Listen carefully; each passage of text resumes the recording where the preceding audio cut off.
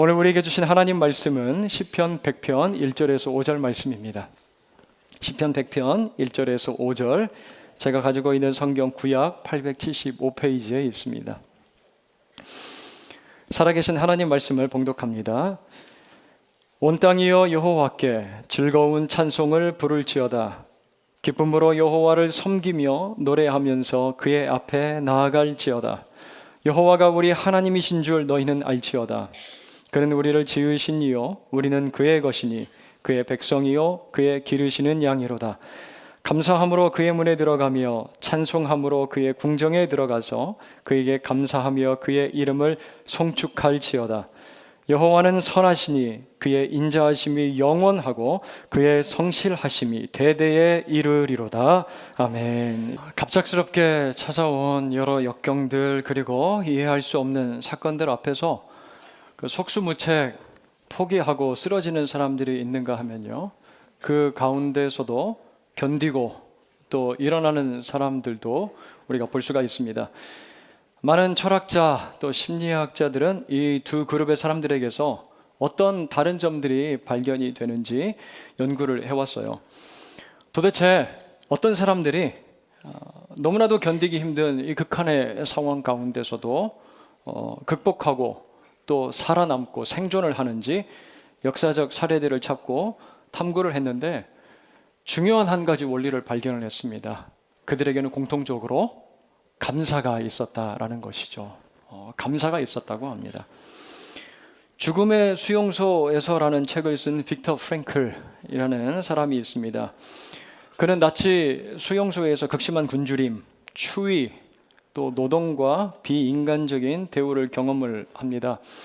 하지만 그는 작은 순간들 속에서도 감사한 이유들을 눈을 크게 뜨고 찾았다라는 거예요.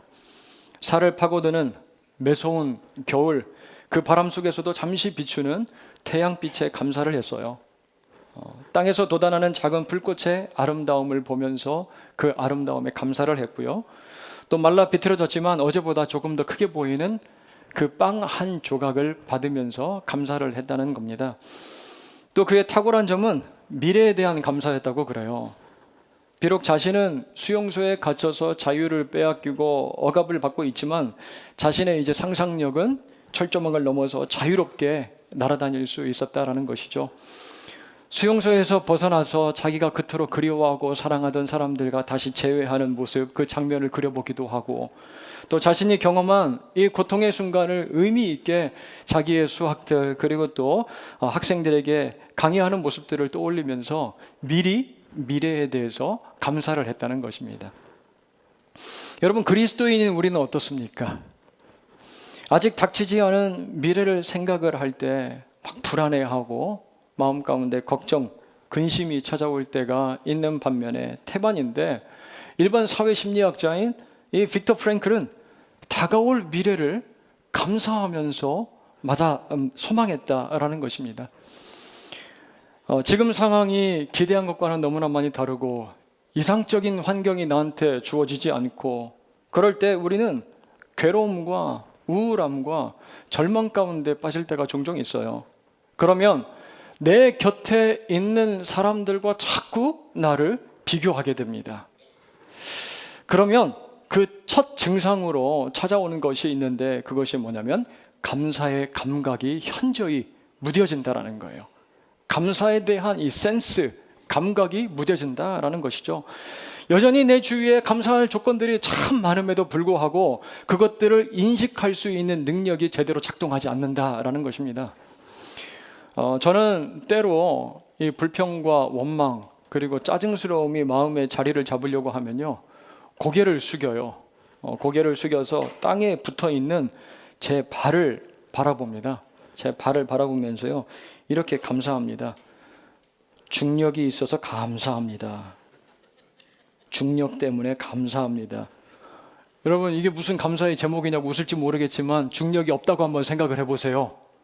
단 1초만이라도 보이지 않는 힘이 우리를 끌어당겨서 이 땅 위에 발붙이고 있지 못하게 만든다면 여러분 어떻게 될 거라고 생각을 하십니까? 순식간에 여러분 다 사라져 버릴 거예요. 다 날아가 버릴 겁니다, 여러분. 그렇게 생각하면요, 우리가 살 수 있도록 제공되는 것들, 공기, 음식, 물, 너무나도 값진 것들이 얼마나 많은지 몰라요. 이러한 소중한 것들이 값없이 주어졌음이 얼마나 큰 감사의 제목인지를 다시 한번 발견하게 된다는 말씀이에요. 창문을 열고요, 파란 하늘 바라보면, 또 깊어가는 계절, 이 가을을 다양한 색으로 물들이고 있는 단풍들을 바라보면요, 얼마나 감사한지 모릅니다. 너무 아름다워요. 어제도 잠깐 동네 한 바퀴를 걸었는데, 야, 이거 공짜인데 이거 누리지 못하고 이거 안 나왔으면 큰 손해볼 뻔했다라는 생각이 드는 거예요. 제가 동네를 산책을 하다가 이 모습을 보았습니다. 이 연약한 가지인데 그 가지 끝에 감 하나가 달려 있는 거예요. 여기 어딘지 혹시 아세요? 예, 우리 교회 이 앞마당 바로 건너편에 있는 집입니다. 제가 우리 교회를 배경으로 사진을 찍으려고요, 그 앞마당에 들어가 사진을 찍었어요. 예, 너무 욕심이 나가지고, 야, 우리 교회를 배경으로 사진을 좀 찍어야 되겠다. 이렇게 아름답게 빨갛게 달려있는 감을 보니까요, 감사한 거예요. 감사에 대한 감이 와요. 제가 어저께 동네를 돌아다니고 있으니까 우리 교회 성도님 한 분이 우연히 마주쳤거든요. 목사님 설교 소재 찾으려고도 돌아다니시죠? 맞습니다. 어저께 얼마나 감사했는지 몰라요. 이 소재를 찾게 돼서. 감사에 대한 감이 떨어지지 말아야 되겠다. 이 감사에 대한 감 떨어지면 안 되겠다라는 생각이 들었어요. 올해도 어김없이 추수감사주일이 찾아왔어요. 작년에도 우리 마음에 이러한 다짐이 있었을 겁니다. 하나님, 정말 많은 감사의 제목이 있었는데도 불구하고 감사하지 못했습니다. 죄송합니다. 그런데 아마 오늘이 지나고 또 시간이 흐르면 감사에 무뎌진 모습으로 우리가 살아갈지도 모르겠습니다. 왜 이렇게 감사할 제목이 없지? 내가 뭐에 대해서 감사를 해야 되지? 하지만 오늘 이 시간, 오늘 이날만이라도 우리가 너무나도 당연하게 누리고 있었던 것들에 대하여 감사할 수 있는 감사의 감각을 회복하는 저와 여러분들 모두가 되길 주님의 이름으로 축복합니다. 그렇다면 오늘 우리는요, 오늘 이 말씀 가운데서 아주 중요한 인생을 살아가는 비결, 원리를 발견하게 될 거예요. 올 가을은 유난히 따뜻한 것 같아요. 그렇죠? 수능 볼 때는 항상 추웠는데 이번 수능에는 또 그렇게 많이 춥지도 않았었던 것 같습니다. 하지만 이제 곧 계절이 바뀌고 뭐가 찾아오죠? Winter is coming. 겨울이 찾아옵니다. 겨울이 찾아와요. 겨울의 문턱에서 추수감사절을 보낸다는 건 참 의미 있다고 생각을 합니다. 인생에도 이런 혹독한 계절, 겨울 같은 계절이 찾아올 수 있기 때문에 그래요. 그 얼어붙은 땅을 어떻게 지나갈 수 있을지를 우리에게 잘 가르쳐주는 날이 바로 오늘 추수감사절 아니겠어요? 우리가 인생에 얼어붙은 그 동토를 어떻게 지나가야 되는지, 무엇을 가지고 걸어가야 됩니까? 감사인 거예요. 감사. 중력과 같이 너무 보편적이고 일반적이고 당연히 항상 누리고 있기 때문에 그 가치를 제대로 우리가 인식하지 못했던 것들, 그래서 그냥 무심코 지나쳐 버렸던 것들, 오늘 우리가 다시 한번 재발견할 수 있기를 바라요. 제가 오늘 말씀을 준비를 하면서요, 제목을 붙이고, 오늘 제목이 뭡니까? 그래도 감사해요. 그래도 감사. 그 제목으로 설교하신 분이 혹시 있나?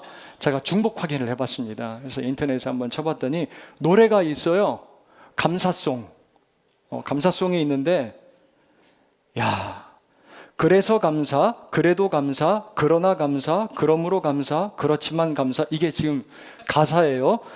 그럼에도 감사, 그러니까 감사, 아주 그냥 감사, 그리 아니하실지라도 감사, 아니하실지라도 감사, 그럼에도 불구하고, 이래도 저래도 감사, 매일매일 감사, 항상 감사, 쉬지 말고 범사에 감사, 뭐 붙일 수 있는 접속사는 다 찾아가지고 감사를 하는 거예요. 모든 환경, 어떠한 조건 가운데서도 내가 감사하겠다, 의지를 담은 가사라는 생각이 들었습니다. 사랑하는 여러분, 오늘 우리가 그래도 감사할 수 있는 이유를 찾고 돌아가시기를 바랍니다. 우리에게 인생의 겨울, 감사할 것이 전혀 보이지 않는 그런 계절이 찾아올지도 몰라요. 하지만 매섭고 그 찬 바람을 뚫고 지나갈 수 있는 그 감사의 온도, 감사의 감을, 그 감각을 오늘 말씀을 통하여 회복하고, 그리고 남은 11월, 12월을, 그리고 남은 우리의 인생을 감사로 채워가며 살아갈 수 있는 저와 여러분들 모두가 될 수 있기를 주님의 이름으로 다시 한번 축원합니다. 함께 읽은 시편 100편 1절 말씀, 온 땅을 향하여 먼저 즐거운 찬송을 부르라 라고 하죠. 그 선택의 여지를 주지 않고요, 우리에게 강력하게 촉구하는 명령처럼 들려요. 여기서 온 땅은 이스라엘 백성들을 가리키는 표현입니다. 즉 하나님의 백성들인 저와 여러분, 우리 모든 성도들은 하나님 앞에 즐거운 찬송을 불러야 한다라는 거예요. 자, 그리고 2절은 그 즐거운 찬송이 무엇인지 조금 더 자세하게 우리에게 설명을 하고 있어요. 기쁨으로 여호와를 섬기며 노래하면서 라고 합니다. 여기서 이 섬긴다라는 단어는요, 예배하다라는 단어와 동의어입니다. 그래서 영어 성경을 가서 보면요, 예배하다와 섬긴다라는 이 두 단어를 동시에 의미하는 serve라는 단어를 사용을 하고 있는 것을 볼 수가 있어요. serve라는 단어로 번역을 합니다. 즉 즐거운 찬송을 부른다는 것은요, 우리가 기쁨으로 하나님 앞에 나아가 예배하고 찬송한다는 거예요. 노래한다는 것입니다. 사무엘하 6장을 가서 보면 우리는 춤을 추면서 노래를 하고 있는 다윗을 만나게 되죠. 하나님의 언약궤가 예루살렘 성으로 돌아올 때 그는 너무 기뻐가지고 춤을 춥니다. 12절 가서 보니까 다윗이 가서 하나님의 궤를 어떻게 맸다고요? 기쁨으로 맸다라는 거예요. 왜 그가 그렇게 이 하나님의 궤를 기쁨으로 메었을까? 오베데돔의 집에서 오랫동안 방치되어 있었던 법궤였어요. 하나님과 거리가 멀리 떨어져 있었던 것 같아요. 하나님의 다스리심이 없었던 것처럼 그렇게 살아왔던 이스라엘 백성들, 그들 중심으로 지금 무엇이 들어가고 있는 거예요? 하나님의 임재, 하나님의 살아계신 그 법궤가 그들 안으로, 우리 안으로 들어오고 있는 거예요. 그 내면의 즐거움과 기쁨이 넘쳐서 가득할 때, 그때 14절 가서 보면 다윗이 여호와 앞에 어떻게 춤을 춰요? 힘을 다하여 춤을 춥니다. 너무 좋아서요, 힘을 다해서 춤을 춥니다. 우리도 다윗처럼 춤추고 노래할 수 있는 이유, 하나님을 이 예배의 자리 가운데서 우리가 만날 수 있기 때문에 그렇습니다. 하나님을 이 예배의 자리에서 우리가 만나기 때문에 우리는 기쁘고 즐거워서 춤을 추면서 노래할 수 있는 거예요. 여러분, 예배 드릴 때 여러분을 정면에서 바라보고 있는 사람이 누군지 아십니까? 저예요. 마주보고 있는 사람 저예요. 안 보일 거라 생각을 하시지만요, 여러분들 다 보입니다. 저기 잠옷실까지 다 보여요. 지금 뭐 하고 있는지. 요즘에 안경도 바꿔가지고요, 초점이 좋아져서 진짜 잘 보여요. 다 보이거든요. 그래서 심각하게 앉아 계시면요, 무섭습니다. 심각하게 앉아 계시면 무서워요. 그리고 걱정도 돼요. 무슨 문제라도 생겼나? 한 주간 뭐 근심거리, 걱정거리라도 생겼나? 뭐 몸에 아픔이라도 찾아왔나? 그런데요, 저는 여러분 그냥 표정만 볼 수 있는데 우리 하나님은 어떻게 보신다고요? 예배를 드리고 있는 여러분들의 중심, 그 중심까지도 꿰뚫어 보신다라는 말씀이에요. 우리 하나님은요, 그 선보러 나갔는데 상대방이 웃지도 않고 아주 심각한 얼굴로 그냥 앉아 있어요. 밥만 먹고 있어요. 그러면 얼마나 부담스럽겠습니까? 하나님은 예배 자리에 우리가 어떤 중심으로 예배를 드리고 있는지, 기쁨과 즐거움으로 있는 건지, 아니면 근심과 걱정, 의심과 두려움, 불안함으로 이 자리에 와서 앉아 있는지 우리 하나님은 아신다는 거예요.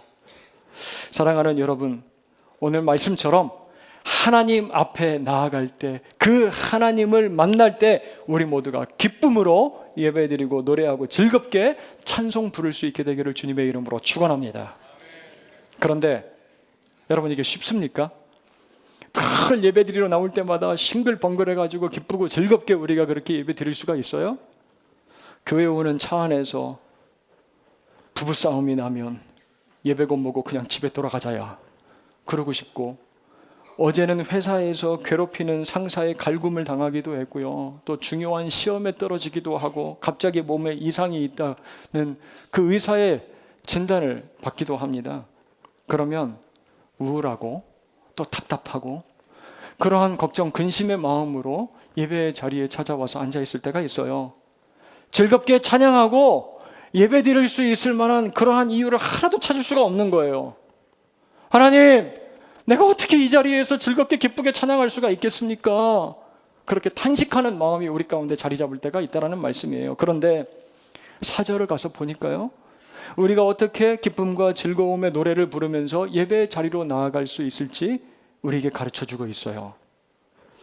감사함으로 그의 문에 들어가고 찬송하며 그의 궁정에 들어가 하나님께 감사하라 말씀을 하고 계십니다. 감사하라. 여러분, 반복되는 단어가 있죠. 감사입니다. 감사. 우리 내면 가운데 이 감사가 있어야만 즐겁고 기쁘게 노래하고 예배를 드릴 수가 있다는 말씀이죠.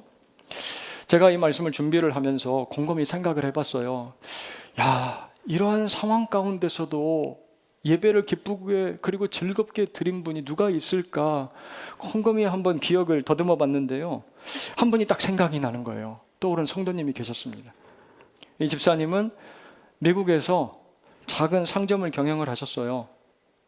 그런데 어느 날 칼을 든 강도가 들어와서요, 집사님을 무차별 공격을 했습니다. 몸 이곳저곳이 칼에 찔려서 만신창이가 됐고요, 강도의 칼이 집사님의 목에도 들어왔습니다. 목을 찔리신 거예요. 상점은요, 집사님이 흘린 피로 흥건해졌고 급히 옮겨서 응급수술을 받고 집사님이 겨우 목숨을 건지셨습니다. 하지만 목에 칼이 찔려서 목소리를 잃어버리신 거예요. 더 이상 소리를 낼 수 없다라는 그러한 진단, 다친 목 때문에 이전처럼 또렷하게 말을 할 수 없을지 모른다고 진단을 받았어요. 이 집사님이 1년 넘게 제대로 소리를 내지를 못하고요, 소리를 내봤자 목에서 이게 쇠 긁는 소리만 겨우 냈다라는 거예요. 집사님, 하지만 매주 예배의 자리에 나아가서 딱 2가지만 기도하셨대요. 목이 아프니까 소리가 제대로 나오지 않으니까 그냥 2가지 기도의 제목만 하나님께 부르짖은 거예요. 하나님, 저 살려주셔서 감사합니다. 그리고 저 큰 소리로 기도하고 찬양하고 싶어요. 하나님. 다 이 2가지 간절하게 하나님 앞에 기도했다는 거예요. 그렇게 기도하던 어느 주일 예배의 자리에서 이전처럼 기도하고 찬송을 부르는데요, 갑자기 목이 확 열리는 것처럼 느껴지더니 하나님 앞에 찬송이 터져 나오더라는 거예요. 기도가 터져 나오더라는 거예요. 자기의 목소리가 회복되는 걸 자기가 경험했다고 말씀을 하시는 거예요. 예배의 자리에서 집사님 간절히 감사하면서 기도할 때 살아계신 하나님을 경험한 거예요. 여러분 3절 보세요. 우리가 기쁘게 노래하고 즐겁게 찬송하게 만드는 감사의 이유를 가르쳐주고 계십니다. 3절을 같이 한번 읽도록 하겠습니다. 3절 읽습니다. 여호와가 우리 하나님이신 줄 너희는 알지어다. 그는 우리를 지으신 이유, 우리는 그의 것이니 그의 백성이요 그의 기르시는 양이로다. 아멘. 우리가 믿는 하나님이 누구이심을 알라라고 말씀을 하십니까? 여호와라는 사실을 알라. 바로 우리를 기쁘게 하고 즐겁게 하는 이유가 우리 하나님의 이름이 무엇인지 아는 데 있다라는 겁니다. 여러분, 여호와는 하나님의 이름이죠. 모세가 사명을 받기 위해서 가시떨기나무 앞에 있을 때 하나님께 이렇게 물어봅니다. 저 애굽에 있는 백성들에게 가서 넌 도대체 누가 보내서 온 선지자냐? 라고 그렇게 물어보면 하나님을 내가 어떻게 소개를 해야 되겠습니까? 라고 물어볼 때 하나님께서 이렇게 대답을 하세요. 나는 스스로 있는 자다 라고 말씀을 하시면서 여호와라는 이름을 가르쳐 주십니다. 그 여호와라는 이름을 가르쳐 주면서 하나님께서 어떤 일을 하실지에 대해서도 가르쳐 주세요. 무엇이냐면 구원입니다. 구원이에요. 건져냄. 노예로 살아가고 있는 이스라엘 백성들 이집트에서 하나님께서 건져내실 것이다. 그분이 바로 여호와라고 가르쳐 주십니다. 자유자로 살게 하시는 분, 노예의 상태에서 건져내어 구원받은 하나님의 백성으로 살게 해주시는 그 하나님이 바로 여호와다라고 자기의 이름을 가르쳐 주시는 거예요. 목소리를 잃어버렸던 그 집사님, 하나님 날 살려주셔서 감사합니다.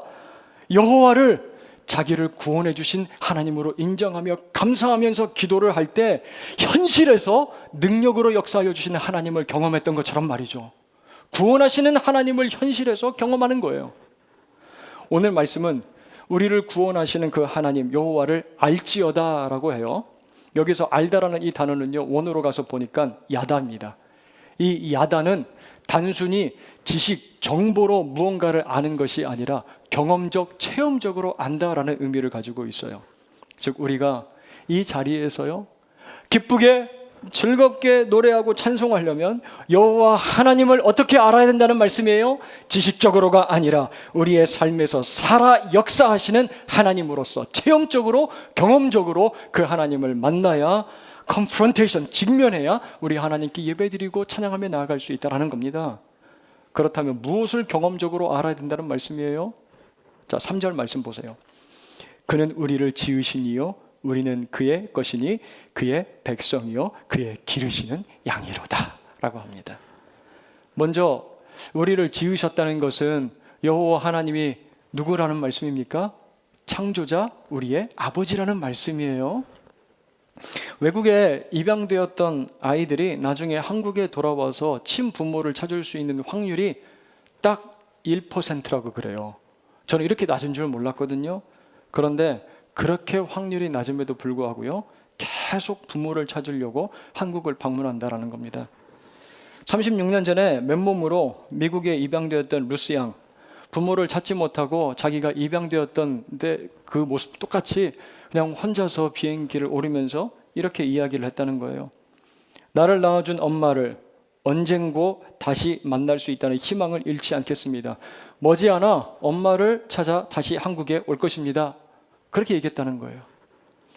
우리는 내가 어디에서 왔고 또 내가 어떻게 태어났는지를 알려고 합니다. 그거 알기를 원해요.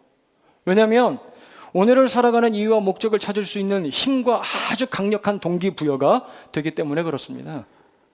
내가 지금 이렇게 살아가고 있는 모습을 좀 보여주고 나를 낳은 것이 결코 후회할 일이 아니라는 사실, 당신은 나를 낳아줬고 나는 이 땅을 너무나도 가치 있게 살아가고 있어요, 자기 자신을 보임으로 의미를 발견하려고 하기 때문에 그렇게 한국을 찾아와서 친부모를 찾아간다는 거예요. 그때 자기 정체성을 확인하게 된다는 겁니다. 내가 어떻게 태어났고 내가 누구인지를 발견하는 것, 너무나도 중요하다는 사실이에요. 자, 그런데 성경은 우리에게 이렇게 말씀을 합니다. 예레미야 1장 5절 말씀을 보세요. 제가 읽어드리겠습니다. 쉬운 성경으로 읽겠습니다. 내가 너를 모태에서 생기게 하기 전에 너를 알았고 네가 태어나기 전에 너를 거룩하게 구별했으며 너를 여러 민족들을 위한 예언자로 정했다 라고 합니다. 세상에서 힘 많고 돈 많고 또 유명한 그런 부모 밑에서 태어나면 얼마나 큰 자신감을 가지고 살아가겠어요. 그래서 그렇게 태어난 자녀들에게 우리가 뭐라고 부르죠? 금수저, 뭐 금수저 위에 또 있어요. 다이아몬드 수저, 뭐 이렇게도 부르더라고요. 하지만 그러한 세상적인 출생과는 달리 우리 모두는 누구의 자녀라는 말씀이에요? 하나님, 여호와 하나님. 하나님이 우리를 지으시고 우리를 구별하여 자기의 자녀를 삼으셨다라는 말씀이에요.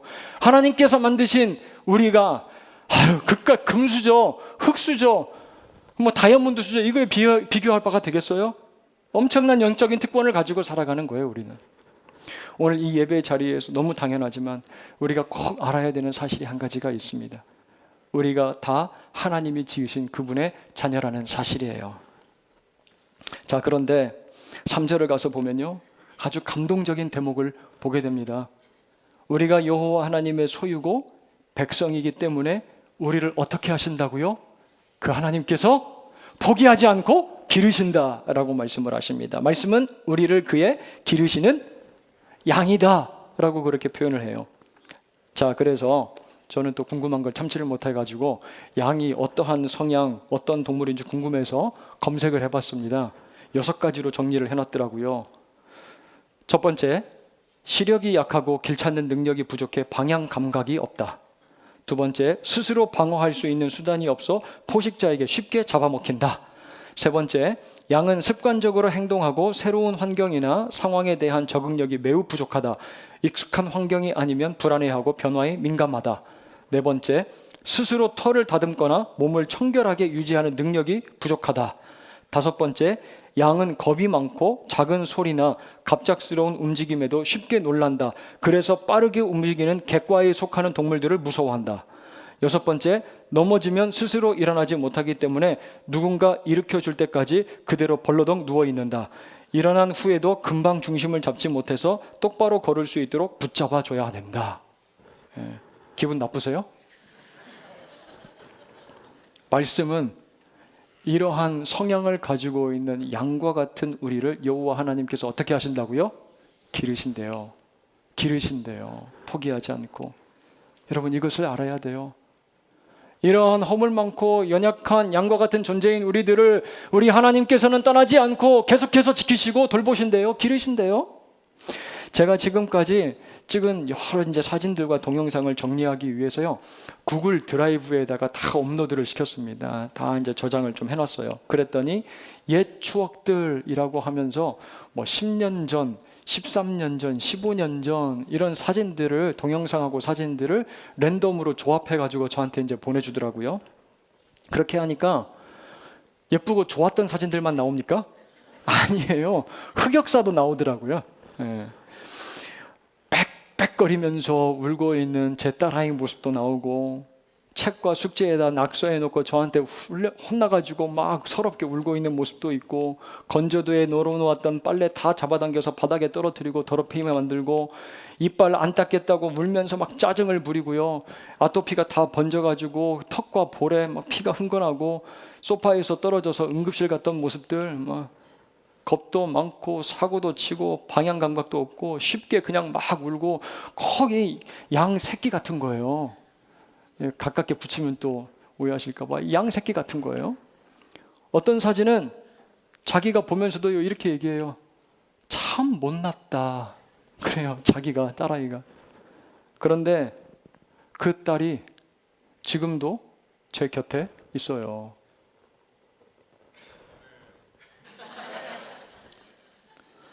힘들게 하고 짜증내고 운다고 제가 그 딸을 어떻게 버려요?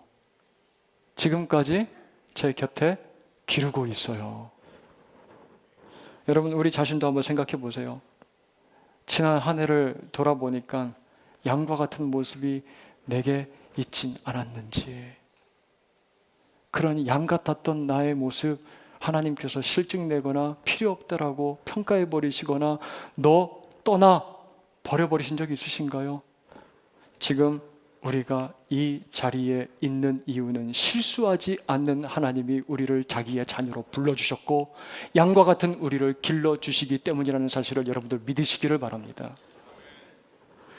바로 앞날도 알 수 없어서 어디로 가야 될지 길이 보이지 않아서 헤맬 때도 있었고요, 낯선 환경에 불안할 때도 있었고, 작은 일에도 쉽게 놀라고 넘어지고 나서 다시 일어나기 힘들 때도 있었어요. 저의 모습을 보니까 조금만 힘들면요, 양처럼 막 울기도 하고, 맹수와 같은 상황들이 쫓아오면 무서워서 벌벌 떨기도 하고요.